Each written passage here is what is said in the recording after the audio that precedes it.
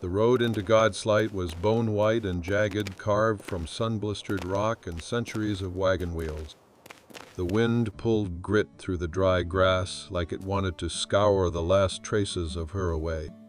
She walked with one child slung across her hip, the other two dragging behind like shadows, silent and slow. Her skirt had torn at the hem. One shoe was split at the toe, and her hands, red raw trembling, gripped the child's leg tighter than she meant to. No one waited at the edge of town. No one looked up from their barrels or storefronts or step-sitting to wonder who she was or where she'd come from. They had seen women like her before, probably, bent and burned and trying to keep upright for the sake of little mouths and the ghost of dignity. The church bell rang. Noon, she thought, or maybe 1. She couldn't remember when they'd last eaten. She did not feel hunger anymore, just the way her limbs pulled slow and strange like they belonged to someone else. Behind her, her middle child, a boy of 7 or 8, stumbled on a rut and caught himself on both palms. He said nothing, just stood, dusted off, and kept on. She did not reach for him. She couldn't. Her arms shook too badly. There was a schoolhouse near the ridge, whitewashed and peeling, with a swing out front that clattered on its chain. Beyond that, the land stretched wide and empty, the fields frostbitten in patches, though it was only early autumn. And beyond that still, the broken horizon of ranches, fences, cattle, and men with rifles slung loose over saddle horns. She found the saloon first, not because she meant to, but because it was open. There was water, or at least shade. The piano inside had gone quiet and voices lowered when she stepped through. Her children stayed outside. She knew better than to bring them in. She stepped past the swinging doors like stepping into a room she already knew would spit her out. Behind the bar, a woman in a wine-colored blouse raised a brow. A man leaned back in a chair near the corner boots on the table, cigarette hanging loose from his mouth. One of the card players laughed, but not kindly. "I'm looking for work," she said. Her voice cracked on the last word. No one answered at first, just the hush of bad air and better judgment. The barkeep glanced at her arms, at her ribs pressing faint beneath the fabric, at the mark of a child's foot clutched to her side. With children, the barkeep asked, not mocking but close. She smiled a tight little smile. "You'll want to try the mission house. Maybe a church lady'll hand out bread." "I'm not asking for handouts." That made the man in the corner lift his head. The cigarette dropped to the floor and he ground it out slow beneath his heel. He looked maybe 35, with a jaw rough from neglect and eyes that had seen worse than this. His hat was low over his brow. Dust clung to his shoulders. But something in the way he sat, steady, watchful, felt different from the others. "What can you do?" he asked. She turned to him, jaw tight. "Clean, cook, wash, stitch, teach. With 3 little ones. They ain't in the way." "Not what I asked." Silence again. Then the barkeep gave a soft laugh and turned away, wiping glasses that didn't need wiping. Someone muttered something about charity cases. She didn't listen. The man stood. He was tall but not broad. Worn like river stone, shaped more by time than strength. He walked to the door, looked out at the children sitting in the dust. The littlest one, a girl, had leaned against the wall and was chewing her sleeve. The boy sat beside her, head bowed. The third, a girl of maybe 12, stood guard, arms crossed, chin high. "They yours?" She nodded once. "You got a place to sleep?" She didn't answer. He studied her, then spoke without looking back. "I've got a place west of here. Ain't much. Needs cleanin', fence work. Some stock. Could use help with all of it?" She narrowed her eyes. "Why?" He shrugged. "Why not? I don't take charity. Ain't offering any." He stepped outside, walking toward a gray horse tied to the rail. She followed him with her eyes, trying to read the shape of him, the way he moved, the truth of his offer. Her fingers dug into the fabric of her skirt. The saloon behind her still buzzed with smirks and murmurs. But he waited, said nothing more, just placed a hand on the saddle horn and looked at her like he could wait until nightfall. She didn't trust him. She didn't trust anyone. But her children were hungry and the wind was picking up again. The ride to his land was long, the kind of long that bent a person inward. He'd brought an old wagon half rotted at the corners, its wheels complaining with every turn. She sat on the bench beside him, stiff as dried wood, her children curled in back among flour sacks and a rusted kettle. They said little. The sun was falling sharp and low, and the wind bit through the threadbare blanket she'd wrapped around them. He didn't offer his name. Not yet. Just watched the road reins held in one gloved hand, the other resting easy on his thigh.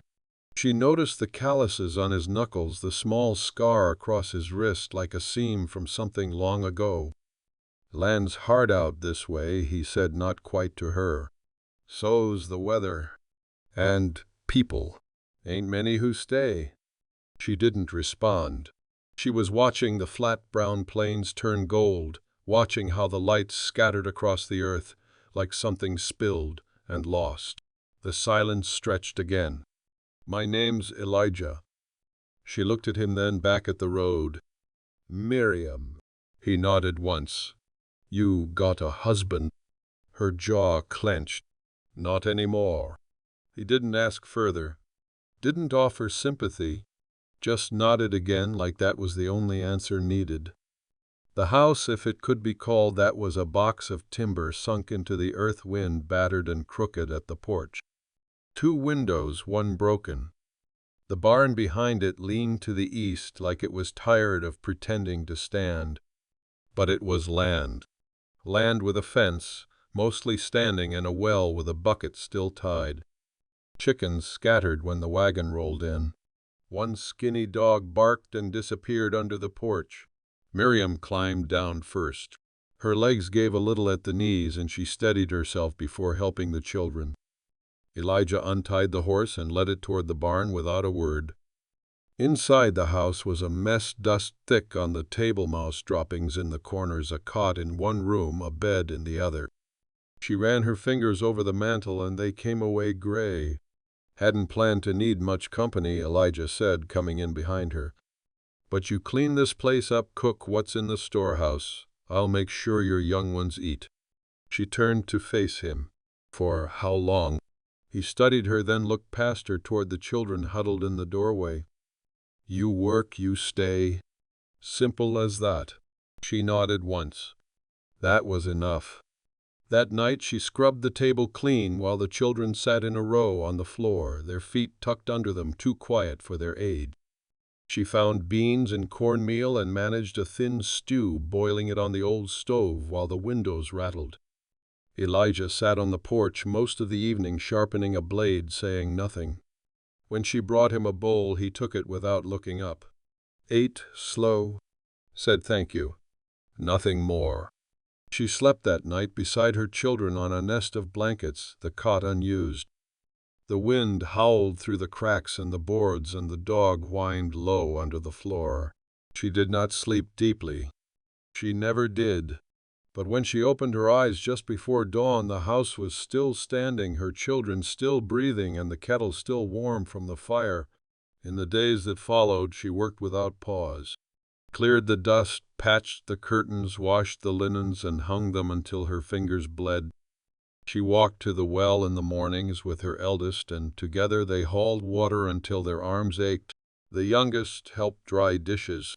The boy learned how to tend chickens, carry wood, mend the fence with Elijah, and Elijah watched quietly. He never raised his voice, never made demands, just pointed, nodded, worked beside them. He brought her nails when she needed them, handed her rope when she looked toward the barn. She noticed small things. He always fed the dog before himself. He set extra logs by the hearth without being asked. When her daughter lost her only ribbon to the wind, he returned the next day with a strip of faded red cloth, tucked it into her small hand without a word. He never asked about her past. But sometimes when he thought no one saw, he looked at her like he knew it anyway. By the second week, the land had begun to soften under Miriam's hands. She had cleared the garden plot of rocks, turned the soil, and planted onions and potatoes, her children pressing seeds into the earth like prayers. Elijah had watched from the porch, his arms folded across his chest, then joined her without a word. He showed her how to gauge the depth by knuckle, how to twist wire to keep out the deer, how to read the sky for hail. They moved like people who had both known too much silence. The mornings came cold and sharp breath white in the air, but the work kept them warm. The children were stronger already. The boy no longer stumbled when he ran. The eldest girl, Clara, had taken to walking with a stick across her shoulders, pretending she was carrying water like a ranch hand. The little one May sang to the dog in broken melodies while she played in the dirt, her voice light and cracked with dust. Elijah taught the boy to hammer without splitting wood, to carry weight on the center of his back. He showed Clara how to oil the hinges on the door and how to check for rust on the tools. He never forced their hands, just gave them space and instruction like they were already capable. At night they ate together in the lamplight, the oil burning low and steady, casting long shadows on the wall. Miriam never quite relaxed, not fully, but her eyes lost some of their edge. Her shoulders eased. She started brushing May's hair with more care, started humming sometimes while washing the dishes. Elijah, for his part, remained quiet, but he began to leave books out where Clara would find them. He carved a wooden horse and left it near May's blanket. He repaired the shutter in the back room without being asked, and when he spoke it was only when he had something worth saying. One evening, just after the sun dipped below the ridge, Miriam stood at the edge of the field, watching the light stretch across the fence line.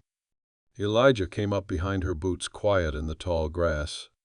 "You've done more in 2 weeks than most men do in a season," he said. She didn't turn. "I didn't have a choice. I reckon that's what makes it real." The wind pulled at her skirt. Her hands were chapped, her nails lined with dirt, but her spine was straight. "I was a school teacher once," she said. "Before." He waited. "In Missouri. Small town. Kept the house. Sang in the choir. Married a man who smiled too easy and lied even easier." He looked at her then. "He gone." She nodded. "Buried him myself, along with everything else." Elijah didn't flinch. He only looked out at the darkening field. "My mother used to say the land remembers," he murmured, "that it soaks up what we bury, but it gives it back in time. Different, maybe, but not gone." Miriam watched a hawk circle high overhead. "I don't want it back. I just want something that'll hold." He glanced at her, eyes steady. "Then build it with your own hands. That's the only way it stays." That night she found a folded scrap of paper on the kitchen table. It was a list written in careful block letters. Roof leaks. North fence sags. Barn floor rotted in spots. Well cover needs repair. Sewing room window missing pane. Beneath it in smaller letters, "If you want it, it's yours to fix. If you don't, tear it down." She stared at it a long time before sliding it into the pocket of her apron. The next morning she began with the window. "Subscribe and see what survives the storm." By the third month Miriam had splinters buried deep in her fingers and a rhythm to her days that felt like breath. She rose before the sun, split kindling before her hands could even warm, boiled coffee with water that tasted of iron. The children slept longer now, no longer restless with hunger. Elijah had built a new shelf for May's drawings and fixed Clara's boots when the soles wore thin. Little things done quietly. They'd rebuilt the barn floor together, side by side, knee-deep in sawdust and sweat, Miriam hammering boards while Elijah steadied the frame.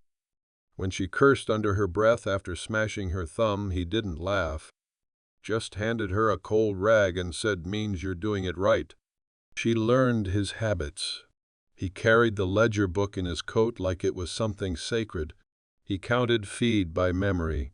When he was thinking, really thinking, he tapped his thumb against his belt 3 times, then stopped.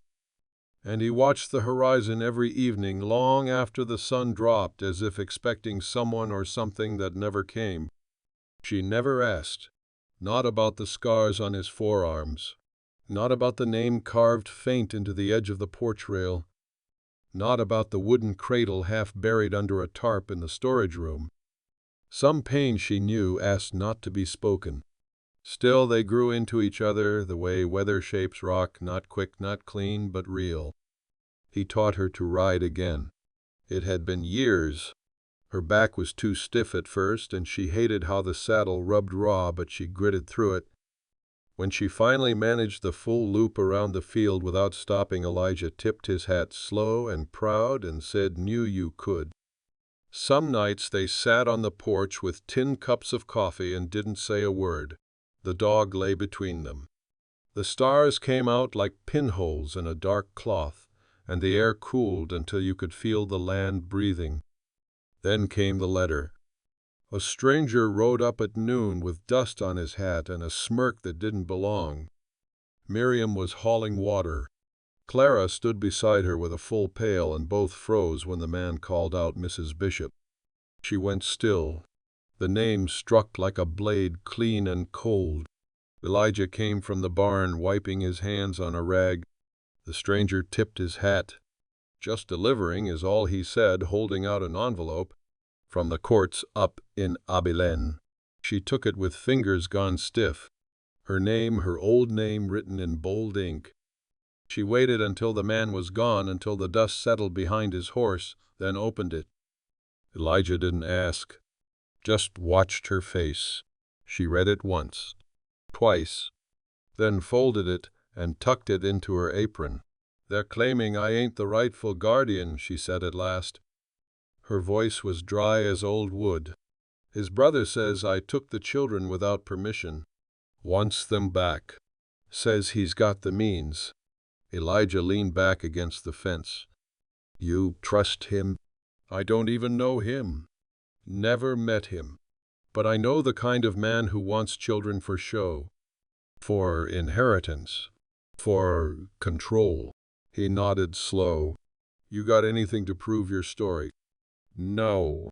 Only scars." The wind moved through the grass like water. Elijah crossed his arms. "Then we'll find a way. They're yours. Anyone with eyes can see that." But her chest felt hollow, like the ground had dropped out from beneath her. The sky, so wide a moment ago, pressed in. "They won't care about that in court." He stepped closer, voice low. "Then we make them care." She looked up at him, something old and scared in her eyes. "You'd help me." "I already am." That night she wept alone behind the barn, silent, shaking sobs into her hands. Not because she was weak, but because she'd let herself believe it might last. The next morning Elijah hitched the wagon. "We're going to town," he said. "You're going to sign your name. File papers. We'll find a witness or two. I've got a friend in God's light who owes me a favor." She looked at him through tears she wouldn't let fall. "Why are you doing this?" she whispered. He paused, looked at her like he'd waited a long time to say it. "Because I see the way they look at you. Like you're the sun. And because I know what it's like to lose everything and have no one help you stand." He held out his hand. Rough. Solid. Waiting. She took it. The trip to God's light took most of the day. The wagon jostled over the dry ruts, wheels groaning, dust rising in lazy swirls behind them. Elijah sat at the reins, jaw set, hat low. Miriam rode beside him, shoulders squared. Clara kept the younger two entertained in the back with a book Elijah had given her, Robinson Crusoe, worn at the edges, missing its cover. Miriam clutched the letter in her skirt pocket, thumb pressed flat against the crease as if holding it shut could change its meaning. The town came into view in the late afternoon, still sun-bleached and silent, still watching strangers like they were trouble.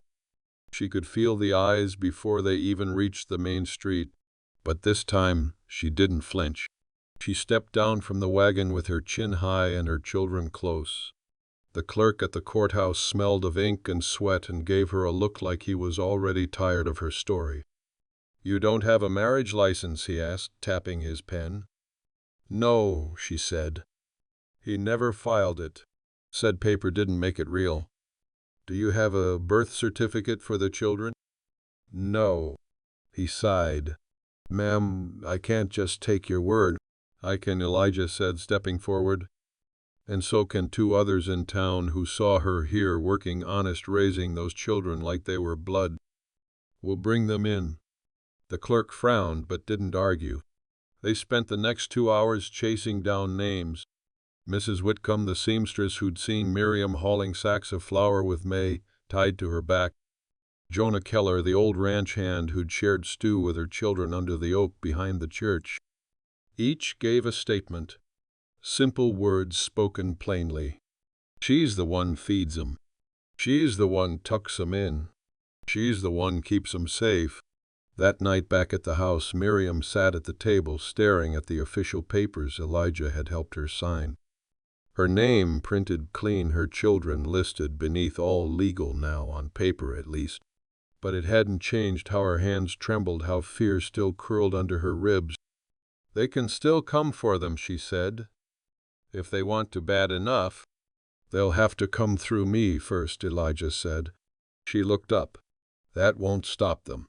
"No," he said quietly, "but it'll slow them down." The room went quiet. Outside, the wind had picked up. The dog barked once, then settled. Miriam stood and crossed to the stove, poured more water into the kettle, needing movement, needing something to do. She kept her back to him when she said it. "I don't know what this is between us, but I know what you've done, and I won't forget it." He stood too, but stayed where he was. "You don't owe me anything." She turned. "I do. Not just for the roof and the food, for believing me when no one else did." Elijah's voice dropped. "I believe in things I see with my own eyes. I saw you save them. I saw you stay." Miriam moved closer, fingers tightening around the rim of the mug in her hand. Her face was tired but not fragile, her voice low. "What happens now?" Elijah looked at her like the answer was already known. "Now we finish what we started. The north fence still needs fixing. The winter stores ain't full yet, and the girl needs shoes before the frost sets in." A silence passed, full but gentle. Miriam gave a small laugh, breathless. "That it?" He stepped forward, his voice softer now. "And we build something. If you want." She didn't answer at first, just reached up, touched the corner of his sleeve as if testing whether he was real. Then she nodded. "I want." The frost came early that year, thin at first, silvering the ground in the mornings like breath caught on glass. By the third week of October, the winds turned sharp and the nights pulled close like fists. But the house was warmer than it had ever been. Elijah had patched the chimney and Miriam had lined the windows with oilcloth and old wool. Clara mended the torn quilts with a needle she'd learned to thread herself. The boy Samuel, though most still called him Little Bear, had taken to sleeping beside the hearth, his arm slung around the dog like a second blanket. May now called Elijah Mr. Ely with the sleepy confidence of a child who no longer feared being sent away. They spent long evenings at the table, Elijah reading aloud from whatever book Clara chose, his voice low and even.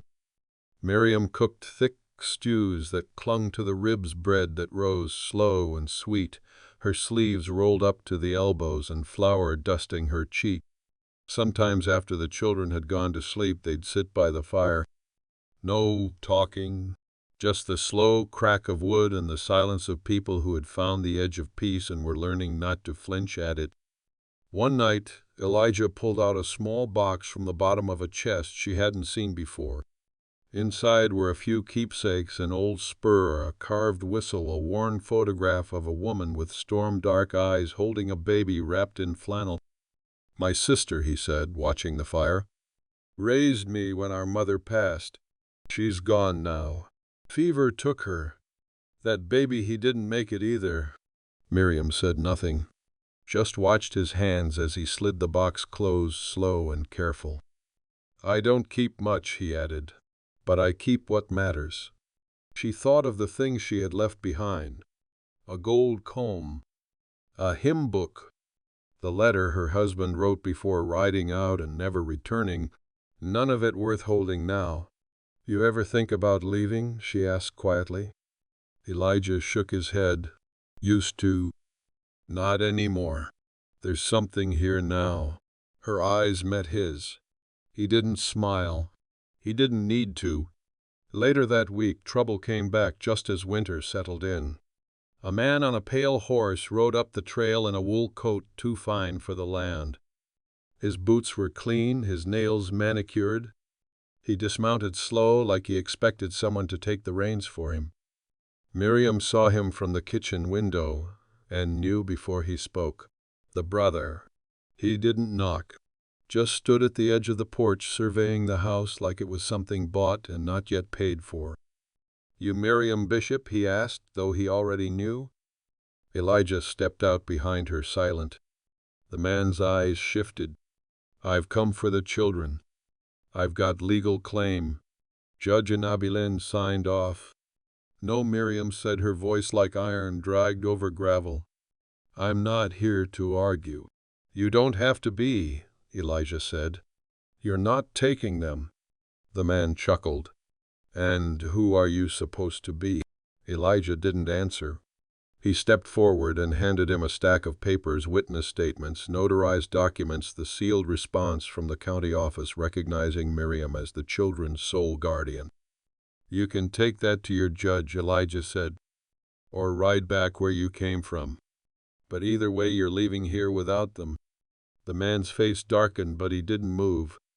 "I can make this ugly," he muttered. "You already have," Miriam said. The silence between them stretched. Finally, the man folded the papers and tucked them into his coat. His eyes landed on May, who had stepped just inside the doorway behind Miriam, clutching her doll tight. He sneered. "You're not worth the fight," he said. "Let the mud take you." And he turned, mounted, and rode off without another word. Miriam didn't move until the sound of hooves had faded completely. Then she knelt and pulled May into her arms, her breath shaking with something too big for words. Later that night, Elijah found her outside by the well, staring at the stars, hands wrapped around a steaming mug. He stepped up beside her close. "They won't come again," he said. "Not with that trail cold and the law behind you." She nodded, quiet. Then she looked up at him, tears brimming but not falling. "Thank you," she whispered. Elijah touched her hand. "You don't have to thank me," he said. But she did. And not just for the papers. The snow came fast after that. One morning they woke to silence thick as wool, the whole world blanketed in white. The fence posts disappeared beneath soft mounds, and the barn looked swallowed in fog. Smoke curled steady from the chimney, and the children pressed their faces to the cold window glass, whispering like the snow could hear them. Inside, it smelled of coffee and firewood, of oats simmering slow on the stove. Miriam's hair was damp at the temples, her sleeves already rolled, but her hands moved with ease. She stirred, tasted, turned to check the rising loaf without needing to speak. She had made a rhythm here, not just of survival, but of life. Elijah came in, stomping snow off his boots, coat dusted, white cheeks red from the wind. He set a pail by the door, then paused, watching the scene in front of him like it was something fragile. The children, the warmth, her. "Storm's sittin' in," he said, peeling off his gloves. "Won't be going anywhere for a spell." Miriam wiped her hands on a cloth and nodded. "That's fine." They passed the day chopping wood, sewing buttons, reading pages by firelight. When dusk came and the children had drifted to sleep beneath quilts and shared warmth, Miriam stood at the table, oiling the hinges of the lantern. Elijah stepped beside her, holding something small, "I was going to wait," he said. She looked over curious. He opened his hand. In his palm was a ring, not gold, not store-bought, made of wood polished and smooth carved from the limb of the old oak behind the barn. Her breath caught. "It's not fancy," he said, "but it's strong." Miriam touched it, then looked at him, her voice just above a whisper. "You sure?" He nodded. "Don't have much, but I have this. And I have you, if you'll have me back." Her fingers closed over the ring gently. "I will." The next morning Clara braided flowers into May's hair, and Samuel stood proud as a rooster in his cleanest shirt. The wind still howled outside, but inside the small house was full of light. They stood together at the hearth, Elijah in his best jacket, Miriam in a dress Clara had mended thread by thread. No preacher, no crowd, just them, and the fire, and the children between them. Elijah cleared his throat, voice thick. "I give you what I have, my name, May, my land, my hand, if you'll walk beside me." Miriam nodded. Her voice did not shake. "I give you my work, my trust, my days. And the children, they're yours now too." Samuel took Elijah's hand without hesitation. May reached up for his other, and he lifted her light as snowfall. Clara stood by Miriam, smiling in that quiet way of girls who have learned not to expect much, but are learning again how to hope. They stood that way a long time, no need for papers, no need for proof. Just hands and promises and a home made from things the world had left behind, and outside the storm kept on covering the past in white. Inside it was warm. If this tale felt carved from dust, subscribe for more.